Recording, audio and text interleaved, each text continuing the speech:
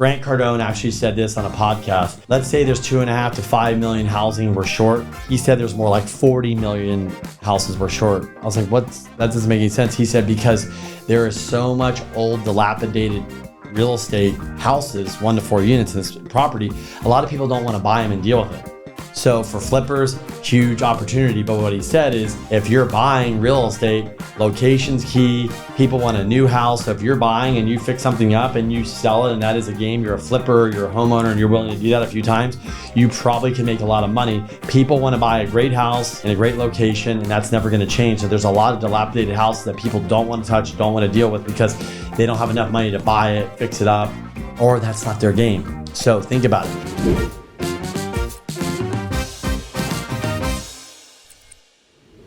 All right. Ladies and gentlemen, welcome back. Getting the Castro game with K and K. It's just K, good old Kenny. So what I wanted to discuss and go over this week, it's more of discussion and some thoughts and notes, is I just came back from the 3rd HousingWire annual event. So for those of you who don't know HousingWire, well, you can go to housingwire.com. Clayton Collins is the CEO and purchased the company back in 2016, if I get this right. HousingWire was, I think, started in 2008. And there's a lot of stuff going on. So while we were there was a lot of people in the industry from mortgage. And then obviously HousingWire, to me, has become one of the most dominant players in the housing spaces in regards to data, information, media that's really focused on housing, financing, realtors, like what is going on with inventory. But the great thing is they got Logan Mohtashami that used to be a loan officer that I interviewed. I've interviewed on that channel before here on the podcast. He is, the chief housing analyst. You've also got Mike that is from Altos Research. So when you take these two forces and you combine them, where you're getting the research for Mike Altos, which I'm not going to get into, but there's going to be a podcast out with Mike explaining his company, how he got started, and basically how he has probably the best information on what's going on in housing, like up-to-date real-time data in housing of trends of activity, and 99% of the markets out there. So he knows what's going on, boots on the ground, no BS. And so when you combine these two forces and everything else going on, you've got some super impactful data. And so what I wanted to go over is, at the event, we got to hear from a lot of people and more of the mortgage industry, which is good because, look, right now, everybody is really focused on, actually, we did get to hear, I believe, from real estate agents too, as well, possibly, that were there. I'm drawing a blank. But anyways, lots of professionals in the business, a lot of people there from lenders, a lot of people there were chief marketing officers, people were there for CEO of lenders. Sean Bonozzi, is the number 1 LO in the US, which is a great perspective to hear what's going on there. He's out of the Boston market. And so when you get all the data nerds together and you get all the CEOs and executives and you figure out what's going on, we kind of combine everything. And then also we had the Fannie Mae, Sandra. She is running, head of Fannie Mae right now. She came on and was nice enough to give a little bit of an interview to see what's going on there. So now you kind of know what I'm going to talk about today. I know I'm kind of blabbing a lot of stuff here, but it's very interesting what's going on in the housing market and from these perspectives. So let me just kind of give you the overhead view, and then I'm going to go into a couple key things that I think were catching my attention that matter, that I think you guys would want to know. So number one, obviously everybody across the board is realizing there's rates have kind of hit this peak, and yes, business is definitely slowed down, and that they're having challenges obviously in running companies, and people are getting let go in our space. So the real estate industry, whether you're a loan officer, whether you're an agent, title, escrow, whatever you're in, even guys that are dealing with tech or this, they're feeling a recession because people have pulled back in all the industry, because obviously some people, their income's down 50% LO, some people it's down 70, 80.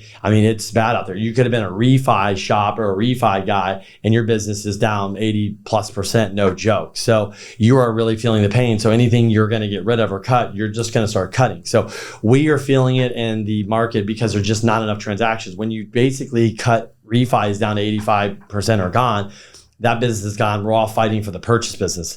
Even though there still is quite a few refis out there that I'm doing, but it's in the overall, scheme of things, it's down. So that was the big takeaways. Obviously, everybody is dealing with the new reality. What that means, the strong will survive. That means where are the opportunities? That means LOs need more support. And if you're not a good LO, you're probably getting cut or say, hey, there's the door. And obviously, they're just dealing with managing this. But as much as that's going on, they're looking out to see what are the opportunities coming in the coming, whether that's 6 months, 12 months, or years. So the big talk is obviously interest rates coming down next year. Nobody knows when. They think more the second half. And obviously, they really think interest rates are really going to normalize and be much lower in 25, 26, and going on. I would say the big thing across the board, too, is that everybody feels we have a massive housing shortage. We have an inventory problem that is only going to continue. We're not going to build our way out of it. And the director of Fannie Mae obviously realized that and spoke about that. That was one of her biggest issues, is that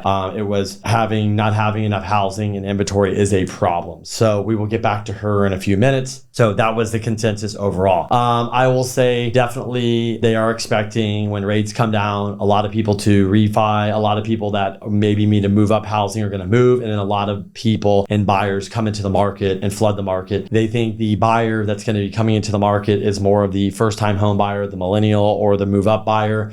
Even though they're stuck in those low rates, they might keep the house or they might sell it and move out. So that is going to be an opportunity for the industry, for those people, and obviously anybody that's involved in that transaction to make money. And obviously these people are going to move up and be first-time home buyers. So with that being said, let me go into, I'm not going to go too much conversation about my interview with Logan because that's going to come out on Mike, but it's very fascinating. When I talked to Logan Mohtashami, there's a couple key takeaways I'll give you. Number one is he thinks the Fed has done its job. They need to land the damn plane, which means be done with it, land the plane, let this rate course take its course. And when something breaks or it's time to cut rates and let the 10-year do its thing and quit getting in the way. Quit being so hawkish and bullish because they really think inflation's coming down, things are coming down, the rates are really high, it's causing more and more pain in the housing industry, and everybody's feeling that. Bankers and people in our industry and the real estate association and MBA and all these builders are all kind of hammering on the feds, the government, about saying, hey, the spread between the 10-year and the 30-year fix is way too much. We need to deal with that. And obviously quit hiking rates and quit being so hawkish because you're killing the real estate industry. That is there. And obviously commercial is feeling the pain as well, as you guys know. So that was the big thing. Mike Simonsen, that is from Altos Research, great guy, amazing conversation. That interview got cut short, so I'm about to do a part 2. But this is the guy that started a research company in 2007 and just has incredible data that they've teamed up together with HousingWire, combined joint companies, and they're just crushing it with data to really help. They help, big data, big people, Wall Street guys, down to the realtor about data. It's super, super amazing stuff. Quality information and data. And so he just thinks we're going to have an inventory problem just like everything else, especially like here in California, San Diego, and other markets. There's just a big problem. And so these guys are front line. So if something starts changing in the economy or in the housing, they know right away. So if they know, I will let you know always. So as of right now, rates are high. Inventory is not good. Buyer demand is backing off just because affordability and rates. But a lot of people are still plowing in there buying deals because they're not going to wait around for rates to come down. And whether prices go down or up initially, we're just not going to have the inventory in the long run. So prices will eventually go up. And I've heard this over and over from economists, from real estate guys. Yeah, you might, let's say rates came down and maybe there is a little bit of, we get a little spike of inventory because people can move and stuff. And let's say maybe those values come down a little bit. Think about it. We're going to get a spike of inventory and then a lot of people are not going to move. And then we're going to go right back into inventory problem, lower rates, big demand, and houses going up. So if anything pulls back at all a little bit, it's supposed to be short-lived. That's the consensus, what I keep seeing and reading. Not too much talk about the recession. Everybody thinks it's kind of up in the air. They obviously think inflation's coming down. They think the consumer's going to slow down. We're going to come back to more normal levels of spending and stuff. Will we have a soft landing, hard landing? It really depends. If the Fed keeps going, they definitely think we're going to have more of a hard landing. The people I talked to there, if the Fed can start slowing down and letting this land the plane and let this thing take its course is probably a better for soft landing or no hard landing or maybe a mild recession. But my opinion is I think the consumer definitely is not going to spend like they did coming out of COVID. We all know that. They've definitely run through the savings, their credit cards up, their biggest expense, their mortgage is down. If they're renting, they're going to continue to get their rent bump. But overall, people are definitely going to slow down. So if they're slowing down and business was booming and you take all these businesses and they're like, well, we're down 10, 20% from these highs, which maybe that's okay for them. They might not need this employee, that employee, this manager, this. So I think you will see some layoffs, but I hear out there that's hard to fill jobs and people can't find jobs. So there's just a lot of mixed information. So 157 million plus people are employed. That's one thing Logan kept hitting on is he's watching initial jobless claims and he really needs to see pain there for the Fed to probably pivot. What I want to do next is talk about Sandra. I'm drawing a blank on her last name. I apologize. That's the Fannie Mae, in charge of Fannie Mae. And she had a couple things that were very interesting that she said, but are really good for all of us to know that are invest in real estate, want to buy a home, think about buying a home, own a bunch of investment properties. Number one thing is she's definitely, and when she speaks and says stuff, this is probably because the feedback she's getting from US citizens. And then those people go and hammer their local politicians. And then this gets fed up all the way to her. She gets letters from, National Real Estate Association, NBA, the builders, the people. They're getting hammered all day about it's so unaffordable. You need to do something. There's no inventory. You need to do something. You need to lend on manufacturing. You need to lend on ADUs. You need to open up it so we can buy 2 to 4 units with less down, which they did. So they started lending on ADUs. They just implemented a program that's coming out in November where they're going to put 5% down using Fannie Mae, not just FHA. She talked about that they're going to start looking at probably doing loans with manufacturing, housing, and put some capital behind that. So she realizes they have to do things and help put capital towards it, meaning fund deals that are going to help bring product, meaning housing, to these markets. So if people can put manufacturing homes on, boom. Maybe they're going to come up with another type of manufacturing home, put it on there, boom, they'll finance it. If you can add an ADU, they should finance it. Maybe the next thing would be is construction financing for these ADUs, FHA, if you're thinking about that, you should put that in your pipeline and think about that one. Also is the 2 to 4 unit, 5% down, so people can come in, create that housing and have that opportunity where it's expensive to live. They want to have one unit, have other people pay for the other ones. That's another opportunity. They change there. We've been working on this for the past few months. We always want to bring as much value as we possibly can, and our partner, Prime Corporate Services, is all about bringing you a service you can't get anywhere else at a price you can't get anywhere else. Whether you're new to owning a business or owning a property, or you're an experienced property owner or investor, Prime Corporate Services is not only going to help you, but they're going to make the process so much easier. So if you book a call, the first thing they're going to do for you is help you understand what your business structure should look like, your corporate structure, tax planning, estate planning, all of that. Maybe you're saying, I'm brand new to starting a business and all this sounds foreign and complicated. Remember, this company helps new people just getting started every day. They're going to help you form the entity that's best for you and walk you through the process. Before I found this company, we paid thousands of dollars to other attorneys, CPAs, and consultants to try to understand exactly how we need to be structured to be as protected as possible. We've also gone the other route and used online platforms to form entities which unnecessarily put us at risk. You guys, you don't have to do that with this company. They'll do all of these things for you at a reasonable price, so you never have to think about saving money at the expense of exposing yourself to liability. We've searched high and low, and you will not find this much value anywhere else. All you have to do is schedule a free call today. Just go to primecorporateservices.info/GITCG.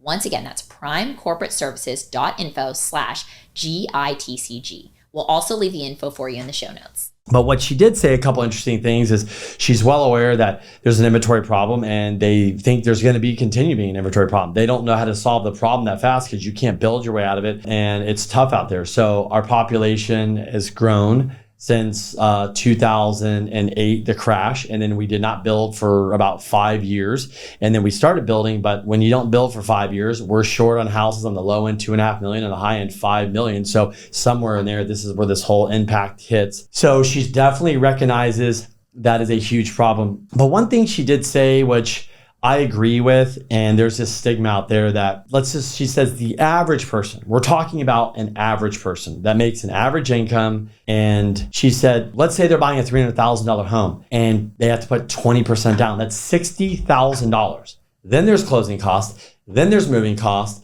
Then there's getting the home and all that. Most people, an average person, doesn't have $60,000 plus the other money to move. They don't. They have 3% down, 5% down, 0% down. But what they do have, they have good credit. They have a couple jobs. They make decent income. Maybe they just haven't been around long enough to save $60,000. Maybe they make decent income and they have some money saved in a 401k and some, a rainy day fund, but they have car payments, they have house payments, they got kids, they got insurance, they got life and inflation. It's expensive. They realize it. So she really talked about the stigma around this negativity, like she doesn't agree with. It's like, if you don't have 20% down, you're a loser, or that's unacceptable. That's not, and she's like, that's not true. Like, there are a lot of people that just don't have the money. You come here in San Diego, oh, you're a loser because the average median house here is $850,000. So you don't have, by the time you put 20% down and move and all this, you don't have $200,000. Who has $200,000? The average person does not have that. So of course they're going to come here and say, how can I put 3%, 5% down, VA 0% down, FHA 3.5%, conventional 5%, whatever it is on that. That's how they get into a house. But those people can make really good income and they, have great credit and never miss payments and, great stable jobs. Just because they don't have 20% down, they're not losers. And what I wanted to express to a lot of people here is that, and I agree with her, that there shouldn't be the stigma. It's like, if they qualify and they have this stuff, give them the damn loan. When you go rent a place, you don't own it. You just put down 1 month, you rent. So if you're making that rent payment of $3,500, $4,500, these people are already paying a hefty payment, like here in San Diego and these other markets, where it's like, they might just be able to make that payment in a house. Like, so they got to put some money down, but they don't have that extra money. And nor do they, maybe should take all their money and plop it down where they have nothing left, no reserve, no fund, emergency fund. And so what I was going to say here about that is, there's a lot of real estate investors out there that use other people's money that leveraged really well, that became really big, really wealthy, whether they syndicated, whether they used private money and they got bank financing, got private money second. However, a lot of real estate investors didn't have the capital front. They're not like Warren Buffett or Apple, where they have over $100 billion in the bank that they can just go grab. Even those guys use leverage smart. So what I'm saying is that using leverage to buy a primary residence, an investment property, whatever it is, isn't a bad thing and shouldn't be frowned upon as a negative thing. It's just, what's negative is if somebody really couldn't afford a house and they're taking on too much and they don't have a stable job and they have really bad credit history and they're just maybe not mature enough with their credit and how they manage their money. Maybe they shouldn't buy a house. Maybe they should rent. But there are a lot of people that don't have that money that we meet every day that have great jobs, great money, but it just costs a lot of money to live in San Diego or California or Austin or parts of Texas and Florida and New York, and the list goes on, like San Francisco, right? You name it. They don't have the money, nor why do they want to put down? Like, I can put 5-10% down and I can make the payment. I want to keep my money over here, whether I want to buy another investment property, invest in the stock market, whatever it is. That's not everybody's consensus, just to put 20, 30, 40% down. Some of you guys, the Dave Ramsey way, I get it. That's you. Kudos to you, but let's not bash those people. So I totally agree with that. And kind of wrapping up the event, basically, where the takeaway and to kind of wrap it up is, we are definitely in for probably the next 6 to 8 months is going to be challenging because rates are probably going to stay high. We really are waiting for a consumer to crack a little bit. We're waiting for the job market to crack a little bit. And so right now, the lender said, the third quarter and first quarter, maybe second quarter of next year is going to be challenging for lenders with rates, with buyers, with affordability, with inventory. And so we have to continue to watch this on a week over week basis and see what's going on. But otherwise, once we kind of get back that, we see rates coming down and then inventory picking up maybe a little bit. Buyer demand is going to pick up a lot of it. And then obviously there'll be some refi activity and stuff like that where people get out of these 7.5%, 7% rates and lock into something in the 6s or 5s. And so you have this refi wave and hopefully get some more healthy, normal market down the road and get away from this inflation, away from the lockdown, this kind of new era we're living in, and kind of some new reality on the other side. Yes, we could have a recession. Yes, rates could go higher. Yes, rates could go lower sooner. Yes, we could have some black swan event. I mean, as I shoot this, there's a war in Ukraine with Russia. There's a war in Israel. And it's just crazy out there. Inflation is an all-time high. Stock market's up. Housing's up. Rates are up. But, us in the real estate market, we're feeling it. We are feeling the pain. Deals don't make sense. Clients are bummed out. People want to do things. People want to make moves, but they're stuck. So they're stacking cash. They're chilling in T-bills and putting the money in the bank and just sitting here and waiting for things to happen. So that's what I got for you guys. To summarize, is we got to get through this period. My consensus is fall and winter is always a good time to buy. Last year, there's some deals people got. This year, I'm sure people, because buyer demand's down, inventory might be set on the market more. This is the time where I think people are going to strike a deal. And in a year or two, in a year from now, when they get to refi, they'll be like, sweet, glad I did that. They'll probably be looking pretty good, because right when rates come down, values will probably pop. A lot of buyers are going to go off the market. It might take a little bit of time for people to feel like, okay, rates are down, they're sticking. Maybe I'll list my property. So I think there's going to be tremendous opportunity in the next 2-3 quarters to pick up an investment property, and potentially somebody that's sitting on the market, fell out, pending, and you're writing that low ball offer and putting it out there and finding a deal. And it's happening now, and it will continue to happen. There's not a gazillion of them. There's not a lot of stuff in the market, but you got to know where to look. So working with the right agent, the team is really going to help you. And on the multifamily side, I think time is just going to tell us where we're at. People are holding on. Rates stink. People don't have to sell as much. If they're locked in, got cash flow. Other markets might be different. San Diego's tight there. So at the end of the day, I think the consensus is that once we kind of get through this period of high rates and rates do come down to some normal level, we'll probably have a gradual market that continues, to have a little bit of appreciation every year. But we're going to have a lack of inventory always. And remember, Grant Cardone actually said this on a podcast, and I like this. I'll leave you guys with this. Let's say there's 2.5 to 5 million housing we're short. He said there's more like 40 million houses we're short. I was like, that doesn't make any sense. He said, because there is so much old, dilapidated real estate houses, 1 to 4 units in this property, a lot of people don't want to buy them and deal with it. So for flippers, huge opportunity. But what he said is, if you're buying real estate, location's key. People want a new house. So if you're buying and you fix something up and you sell it, and that is a game, you're a flipper, you're a homeowner, and you're willing to do that a few times, you probably can make a lot of money. People want to buy a great house in a great location, and that's never going to change. So there's a lot of dilapidated houses that people don't want to touch, don't want to deal with, because they don't have enough money to buy it, fix it up, or that's not their game. So think about it. Maybe we are really, really short on housing because there's just a lot of old stock. So somebody needs to buy that stuff, fix it up, put it back on the market, where we'll have more buyers that'll be attracted to that. So I really like that.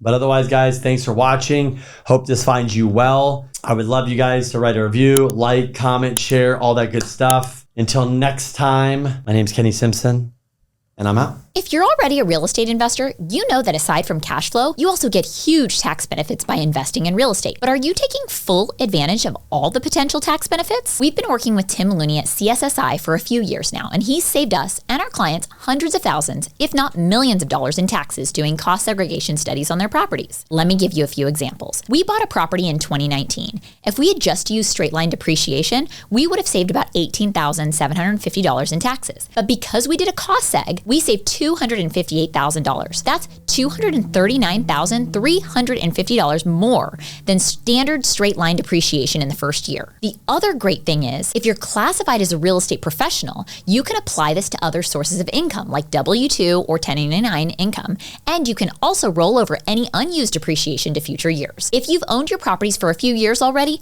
don't worry, you can still do a cost seg and save big on your taxes. This is not tax advice, so consult your CPA to see if you qualify to take advantage of these benefits. Call or text Tim at 318-469-9861 to get your complimentary property analysis. Once again, that's 318-469-9861. And I'll also include his information in the show notes. You guys don't want to miss out on these tax savings.